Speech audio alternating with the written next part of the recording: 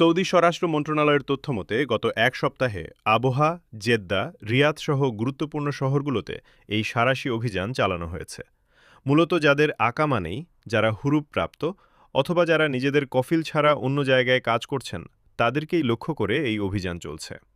আইন অমান্যকারীদের জন্য রয়েছে বিশাল অঙ্কের জরিমানা এবং আজীবনের জন্য সৌদি আরবে প্রবেশে নিষেধাজ্ঞা।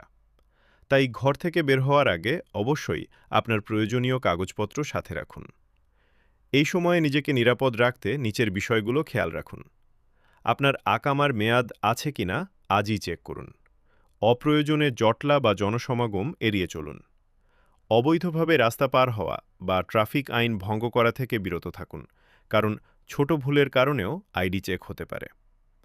আপনার পরিচিত কেউ যদি সৌদি আরবে থাকে, তবে ভিডিওটি শেয়ার করে তাকেও সতর্ক করে দিন। আর নিয়মিত সৌদি আরবের সঠিক সংবাদ সবার আগে পেতে আমাদের সৌদি প্রবাসী ২৪ পেজটি ফলো করে সাথেই থাকুন। ধন্যবাদ।